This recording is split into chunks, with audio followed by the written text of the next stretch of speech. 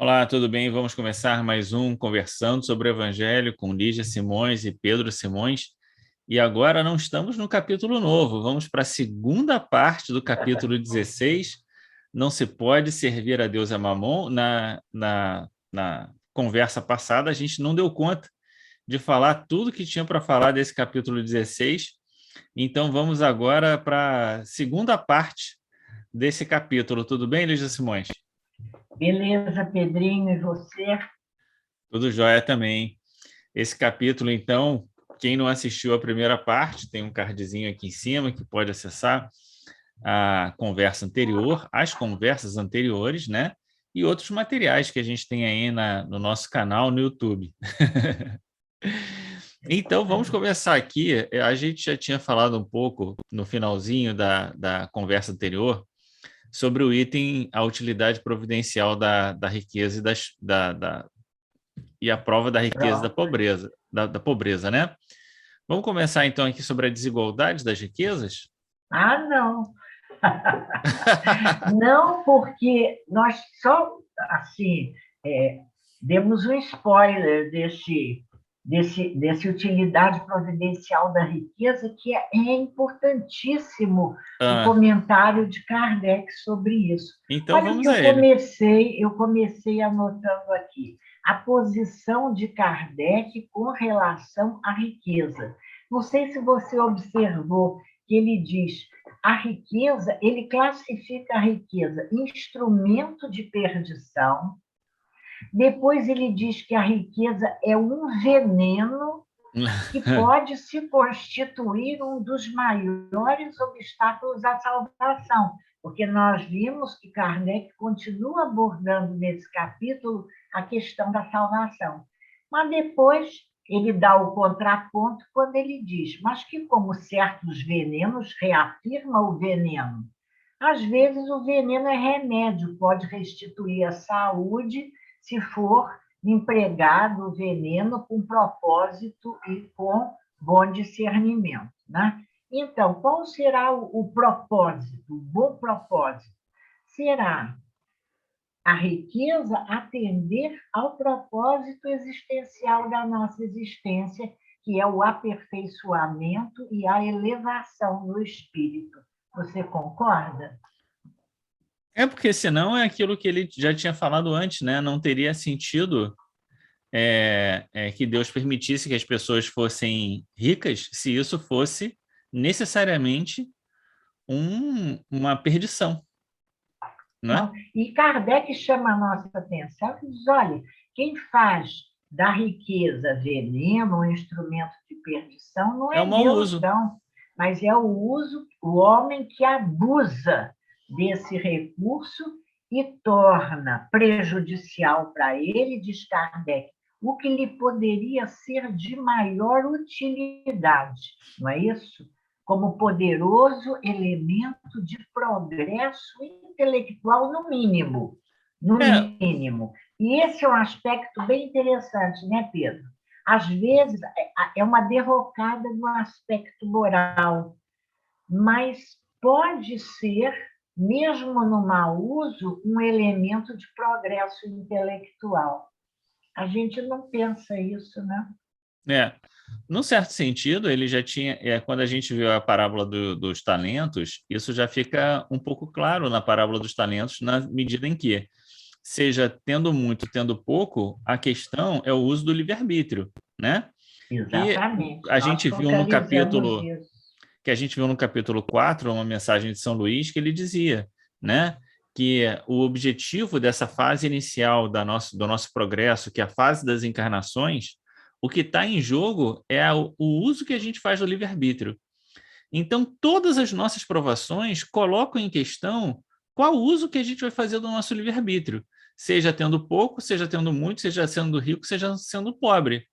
E nesse caso também. Então, na sequência da nossa conversa vai aparecer, né? Quer dizer, você usa a riqueza para si ou você usa a riqueza para multiplicar a riqueza. De todo modo, eu acho que a questão do progresso intelectual, que era o que você estava falando, é um dos três elementos, né? Que agora eu não sei onde foi que eu li, mas eu acho que é nesse capítulo mesmo, quando ele fala da verdadeira propriedade. Quando ele fala da verdadeira propriedade, ele vai dizer que a verdadeira propriedade só é aquilo que a gente leva conosco, que é inteligência, conhecimento e virtudes morais, qualidades morais. Então, a inteligência e o conhecimento, que podem ser coisas cultivadas no mundo, vamos dizer assim, a inteligência a partir dos desafios que a vida material nos coloca, o conhecimento, às vezes, das artes, da cultura, que você pode dizer assim, poxa, mas isso não vai servir para quê no mundo espiritual, né? Mas isso é a bagagem que você leva, isso te traz amadurecimento, isso faz com que você consiga compreender melhor a vida, ter outras perspectivas de observação do mundo, e isso é bagagem espiritual também, né? Então, e como tem aquela pergunta que vai associar o progresso material ao progresso intelectual, ao progresso moral, né? Quer dizer, o progresso intelectual vem antes e ele ajuda a que a gente entenda melhor a diferença entre o bem e o mal, né? A riqueza vai nos experimentar moralmente, não é verdade? Na medida em que, primeiro, vai atender às necessidades materiais, mas é interessante, desenvolvendo a nossa inteligência, diz Kardec, mas mesmo que essa inteligência se concentre primeiro no atendimento às necessidades materiais, mais tarde ela vai nos ajudar a compreender as grandes verdades morais. Não é exatamente, isso? Exatamente. Quando entra, então, na parte das desigualdades das riquezas, eu acho que tem aquele comentário já conhecido, né? E aqui entra uma questão muito delicada, né? A desigualdade das riquezas, Kardec vai dizer, não só no Evangelho, mas no Livro dos Espíritos, que existe um elemento que impede uma igualdade absoluta da distribuição das riquezas. Afinal de contas, as pessoas são diferentes, quanto mais diversidade de possibilidades de ação no mundo, mais diferentes as pessoas são, mais necessidades diferentes elas têm, e necessariamente, né, como uma decorrência disso, cada um vai ter, necessita de mais, de menos, enfim.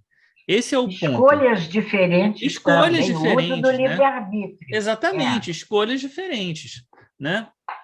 Agora, isso pode trazer... isso não retira o fato do que está no Livro dos Espíritos, quando diz que a desigualdade social é uma construção do homem, e aí ele diz, da velhacaria e do roubo. Isso. Né? Então, se de fato tem uma parte dessa desigualdade que é inerente à diferença, inclusive de propósitos que a gente tem na vida, né? E cada um tem ali o seu galardão, vamos dizer assim. Por outro lado, o seu quinhão. Por outro lado, existe uma questão da velhacaria e do roubo, quer dizer, a desigualdade não precisaria ser tão grande e levar pessoas a situações de miséria se não fosse, né, o mau uso que se faz da riqueza. Esse é um ponto bastante importante. Ontem, inclusive, no comentário que nós fizemos na reunião pública do Boa Nova, nós demos uma pincelada sobre isso. Muitas vezes a gente percebe os espíritas interpretando mal a questão da justiça de Deus e fechando questão de dizer, não, cada um tem o que merece, tudo é consequência das vidas anteriores, quem foi senhor na outra existência e maltratou os seus escravos, Kardec comenta, eu acho que é lá na 806, 808, pode vir depois como escravo para perceber o mau uso da autoridade, quando ele comenta a autoridade. Isso é uma questão, mas nem tudo é isso. O próprio Kardec diz que as desigualdades sociais e injustiças sociais nem sempre são consequência de atos de vidas anteriores. Muitas vezes são consequências diretas de atos da vida presente. Nossas escolhas e as escolhas do outro enquanto sociedade. Não é verdade? Porque nós temos obrigação de garantir o mínimo, não é? É o direito à vida, o direito ao acesso. Kardec comenta isso nessa nota importantíssima, que é ali no finalzinho da Lei do Trabalho, que estão 805 e 805A, de O Livro dos Espíritos. Muito importante a gente refletir sobre isso, para que a gente não diga, não, eu não posso interferir na justiça de Deus. Se Deus botou a pessoa lá, sem recurso, e aí a gente nega o quê? A oportunidade, e a gente vai conviver com a injustiça das oportunidades totalmente diferentes que são dadas às criaturas, que vai incluir naquele conceito de meritocracia, que a gente precisa também ver como é que a gente entende esse conceito. Não é verdade? Essa visão é totalmente doutrinária, Doutrinária. porque no capítulo 5 há uma pergunta que Kardec faz, no 5 do Evangelho segundo o Espiritismo, naquela Sim, parte a que... causa das aflições. Não, mas Kardec faz umas perguntas no final do capítulo 5, e uma das perguntas é assim: devo colocar termo à prova do meu próximo? Ou, né, o fato dele estar passando pela prova, então é isso mesmo, né? Então é isso que ele tem que viver, né? Deus botou lá, quem sou eu para interferir na exatamente. justiça divina? Olha Exatamente. só. E aí a resposta é exatamente o contrário, quem sabe Deus não te colocou ali exatamente para tirar a pessoa daquela situação, né? Isso está escrito assim. Isso, mas está escrito assim. A resposta é essa. Não é interpretação, não. A resposta é essa. A resposta é essa. Agora, isso não quer dizer, e esse que é o ponto delicado da história, porque toda a vida ela é uma conjugação de dois elementos. A justiça de Deus... O tempo todo. O tempo inteiro. A justiça de Deus com o uso que a gente faz do livre-arbítrio. Então, essa sincronicidade, né? Quer dizer, é verdade que Deus permite que aquela pessoa tenha a riqueza. Passe pela prova da pobreza ou da riqueza. Exatamente. Isso é da lei. Deus permite, né? Inclusive que você acumule e ganhe e que se torne rico. Deus permite isso, né? O que não quer fica dizer... de olho para ver que uso você vai fazer dessa riqueza. Não só isso, mas não quer dizer que isso tenha sido ganho de forma lícita, por exemplo. Muitas vezes não. Desenvolveu a inteligência, mas zero em desenvolvimento moral. Mas aquela história, o quanto você acaba usando bem passando bem pela prova, né? Então, essa conjugação entre a justiça de Deus e o nosso livre-arbítrio é algo absolutamente difícil da gente compreender, né? Instigante e absolutamente dinâmico. E absolutamente dinâmico. Então, o que eu penso, né, olhando para mim, assim, né, e olhando a situação das pessoas, a gente não pode ficar julgando e nem querendo fazer isso, falar isso ou aquilo dos outros. Cada um sabe de si, né? Quando o Senhor chegar, vai perguntar o que você fez daquilo que te foi concedido, né? E aí não você o que você acha que os outros fizeram. E não o que você acha que os outros fizeram, né? Então, cada um tem que dar conta do seu quinhão, né? Afinal de contas, é aquela história. Você pode não ter os 5 talentos, mas talvez você tenha 2, talvez tenha 1. Não importa o que você fez com aquilo que foi te designado, né? Ô Pedrinho, eu gosto muito de pensar que a lei, nessa divisão de pedagógica que Kardec faz da lei de amor em 10 leis aqui, os próprios espíritos dizem que talvez a mais importante, a que reúne mais princípios da lei, seja a lei de justiça, amor e caridade. Eu gosto muito de pensar assim, tudo é amor, porque a lei é de amor. O amor de Deus se manifesta na justiça e o nosso amor precisa se manifestar na caridade. Então, quando a gente vê o pobre na carência, é nossa obrigação trabalhar socialmente, a justiça social, para dar a ele as mesmas oportunidades que nós temos de garantir o mínimo necessário à sua sobrevivência. Deixa Deus com a justiça. A nós cabe a caridade.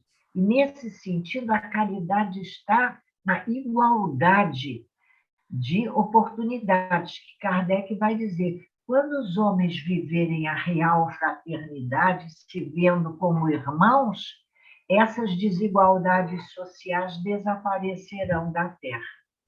Exatamente. Então, vamos lá para a verdadeira propriedade? A verdadeira propriedade vai dizer que a verdadeira propriedade é aquilo que a gente pode levar dessa vida, né? Que eu já... São duas mensagens, né? A mensagem de Pascal e de M, um espírito protetor. As duas importantíssimas. Vamos lá. O que eu já tinha falado, aqueles 3 elementos: inteligência, conhecimento e qualidades morais. É isso, né? E essa ideia de ser usufrutuário é uma ideia muito importante. Eu até ontem estava comentando isso, que a experiência na universidade e no trabalho em geral, ela é muito boa nesse sentido, porque você tem coisas ali que você sabe que são parte do uso que você faz naquela circunstância, mas que aquilo não é seu, não é? Então, você tem para trabalhar, para multiplicar, para fazer, para você se enriquecer aos outros, né? Mas aquilo não é seu. Uma hora você vai deixar para trás, outra pessoa vai usar, outra pessoa vai fazer, outra pessoa vai fazer o que quiser com aquilo, né? Então, tudo que a gente tem na nossa vida, tirando a inteligência, os conhecimentos, as qualidades morais, a gente deveria olhar desse ponto de vista, né? Verdade. Temos para fazer o quê com isso? Você lembra Khalil Gibran, quando ele diz: o até é meu. Teus filhos não são teus filhos, são filhos da vida. Até os filhos, as relações amorosas estão conosco, mas não são nossos, não é? E aí é que está aquilo que a gente tinha falado na conversa anterior sobre o propósito do capítulo, que é dizer: qual é o seu foco? O seu foco são as coisas materiais ou o seu foco são as coisas espirituais, né? Se nós somos usufrutuários, a gente usa para enriquecer aquilo que nós vamos levar daqui conosco, né? Isso é muito importante. Oi, termina.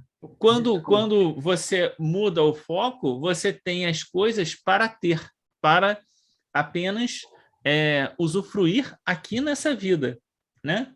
E não com a perspectiva da vida futura, que é o que faz toda a diferença, né? Esse início da mensagem de Pascal podia ter parado aqui, né? Vamos dizer, no primeiro parágrafo, que é um espetáculo, ele fala tudo, não deixa nada nem para a gente falar. Mas aqui, quando ele diz que o homem só possui em plena propriedade aquilo que lhe é dado levar desse mundo, do que encontra ao chegar e deixa ao partir, goza ele enquanto aqui permanece. E aí o entendimento do que seja propriedade, em contrapartida com o conceito de posse. É importante a gente refletir. E também o significado de ser usufrutuário, o que é usufruto. Porque quando a gente fala de propriedade, a gente está falando de um direito real.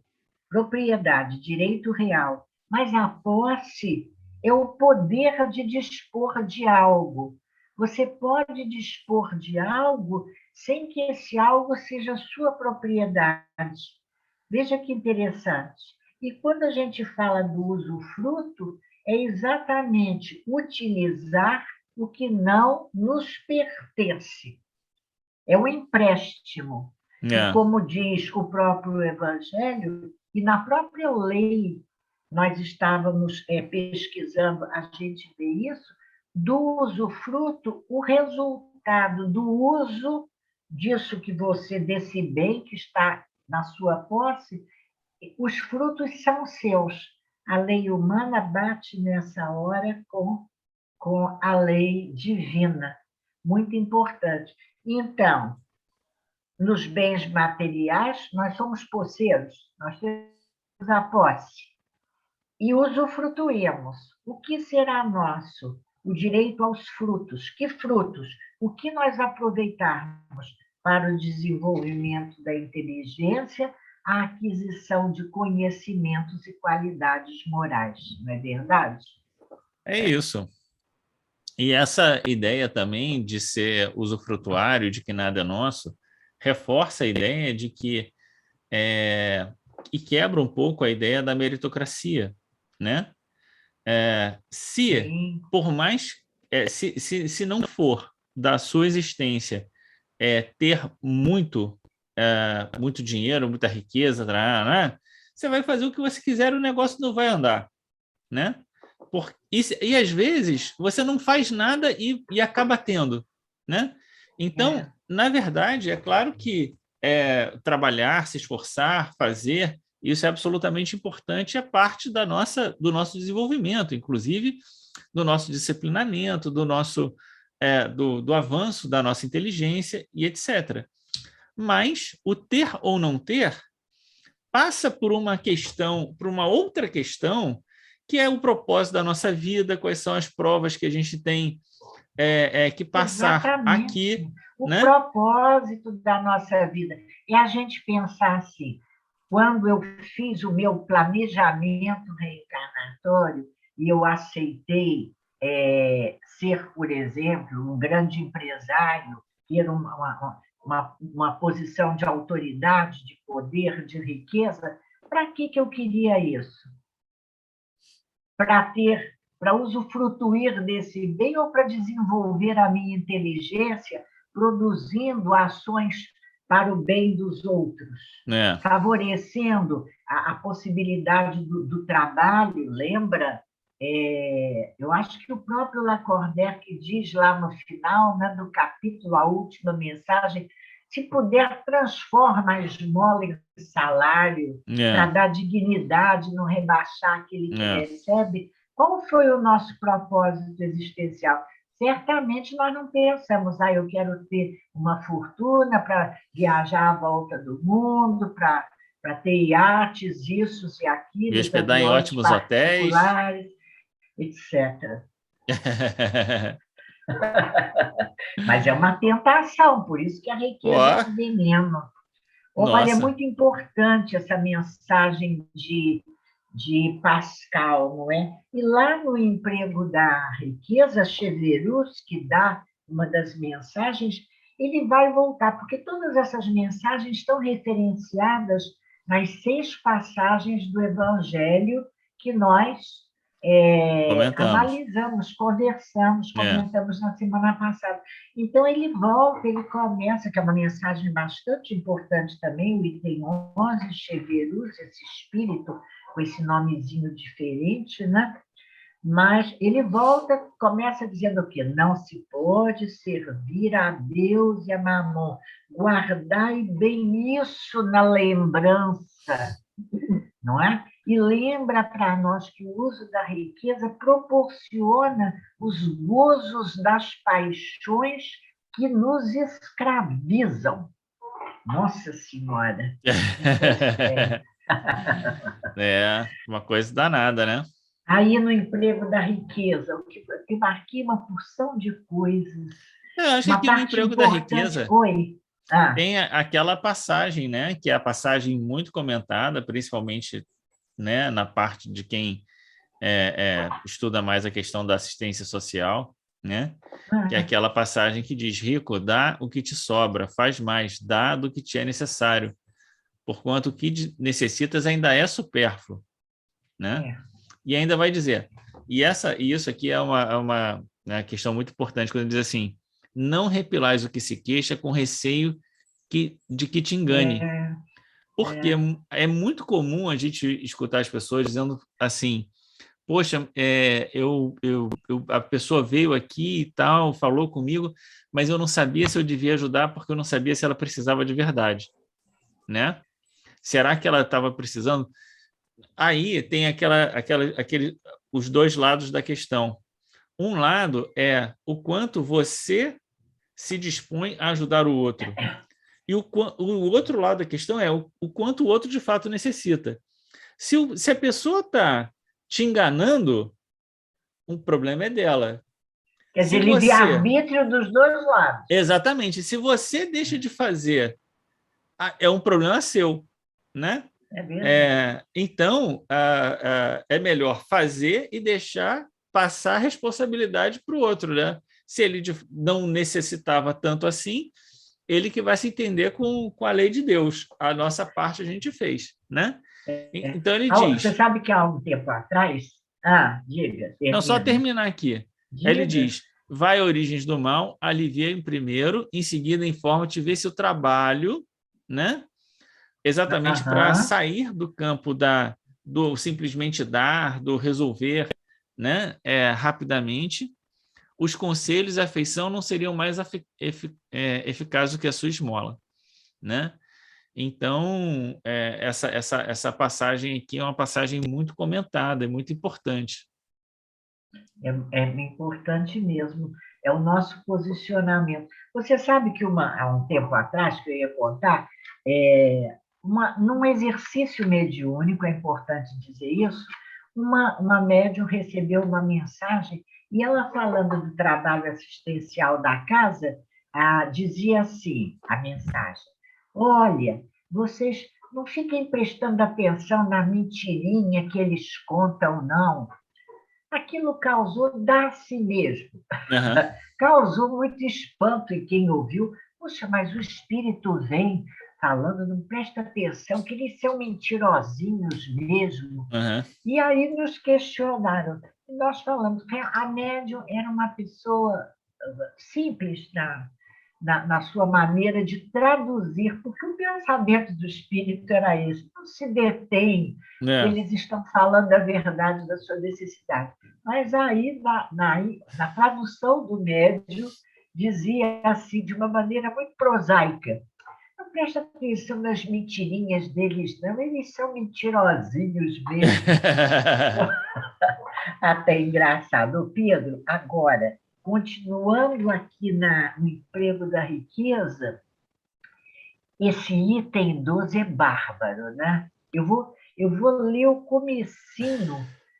Quando considero, é um espírito protetor em Cracóvia, quando considero a brevidade da vida, dolorosamente me impressiona a incessante preocupação de que é para vós objeto o bem-estar material, ao passo que tão pouca importância dais ao vosso aperfeiçoamento moral, a que pouco ou nenhum tempo consagrais e que, no entanto, é o que importa para a eternidade.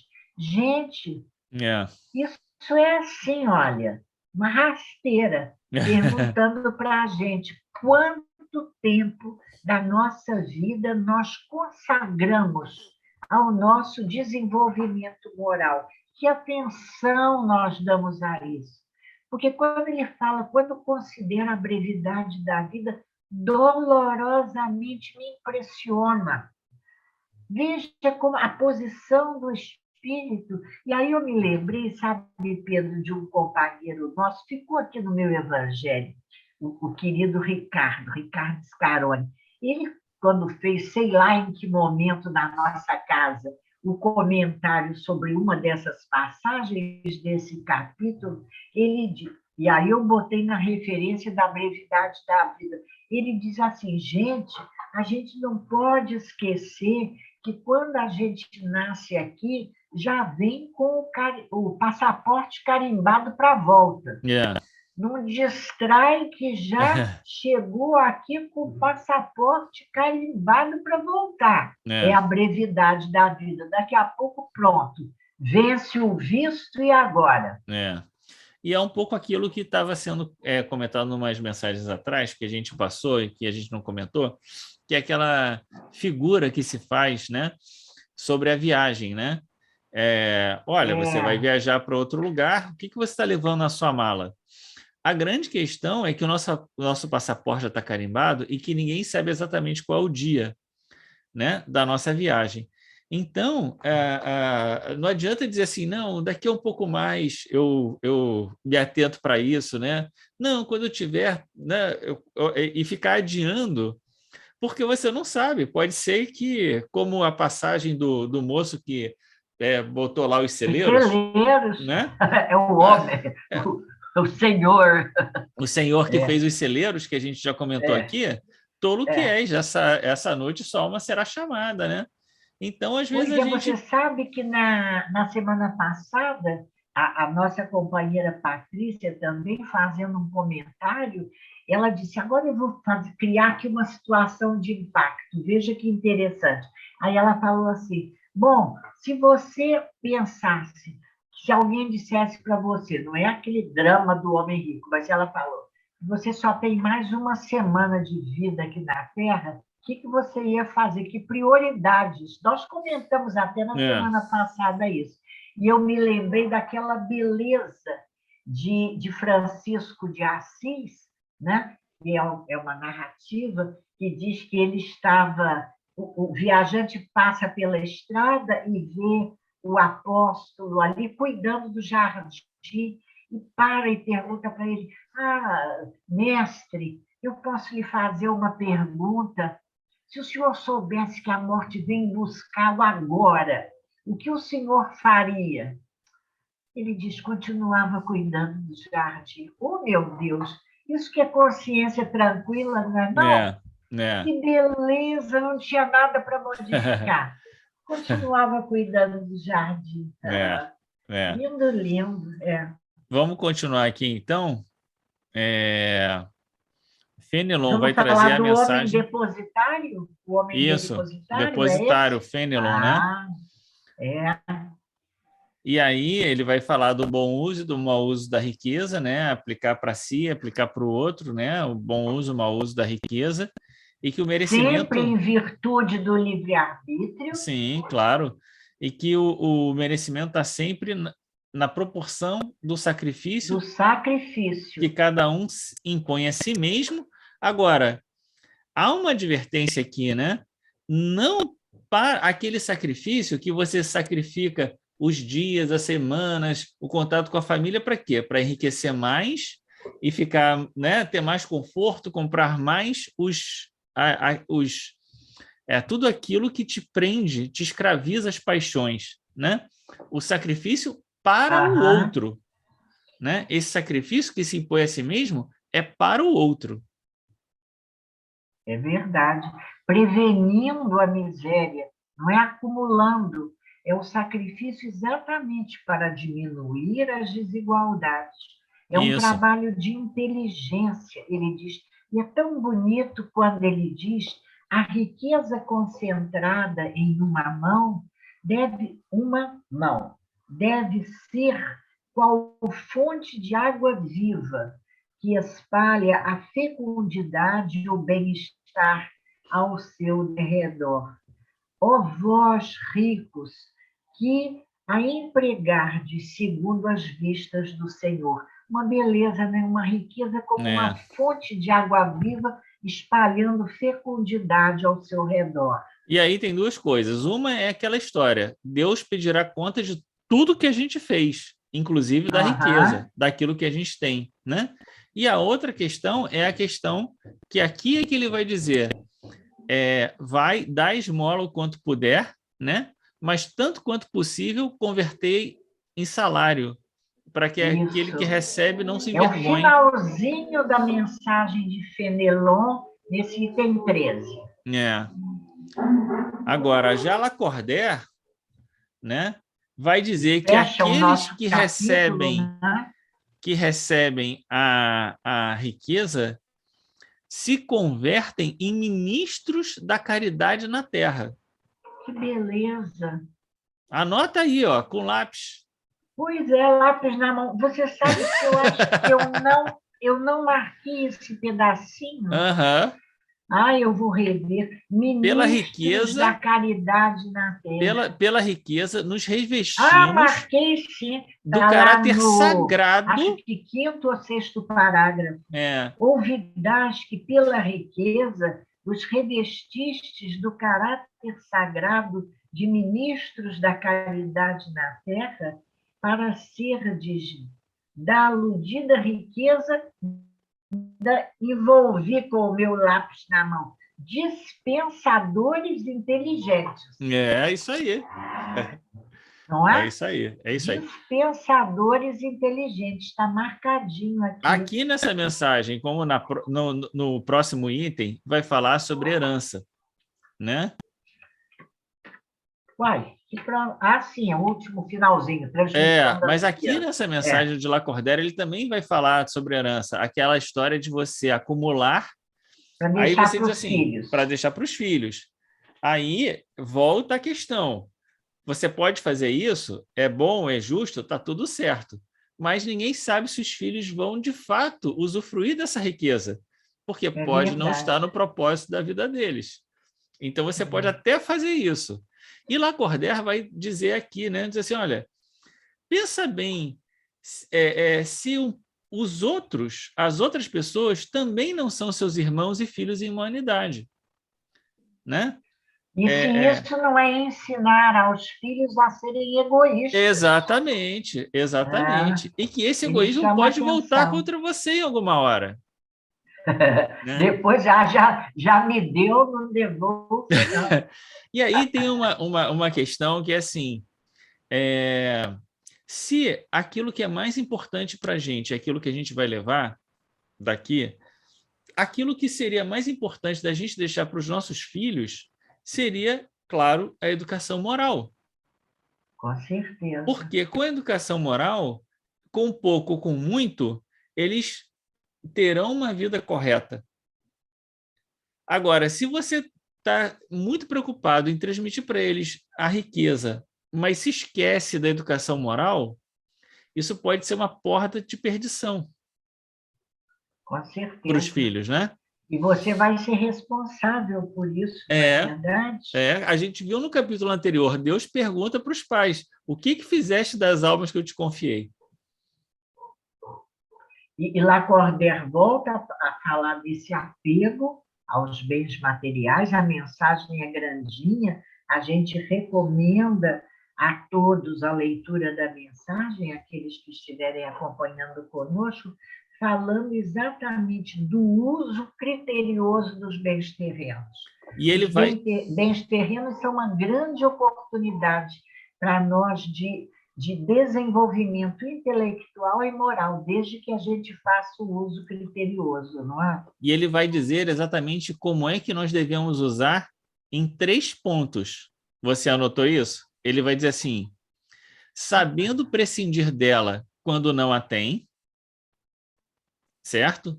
Então, se não estava no propósito da sua vida ter a riqueza, você tem que saber lidar bem com isso quando você não tem a riqueza, empregá-lo utilmente quando a possui, que é aquilo que a gente já viu, tanto ajudar aquilo que você pode, converter em salário, se transformar num dispensador inteligente, né?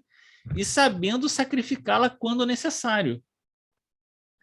Olha, depois você bota aqui embaixo esses 3 itens assim, temiza isso que é importante. Eu não fiz esse apanhado, não. Pois é, por quê? Porque há circunstâncias da vida em que a gente vai ser questionado qual é o propósito da gente, né? E às vezes a gente vai precisar sacrificar a riqueza ou algum ganho que a gente tenha em nome de uma conquista espiritual.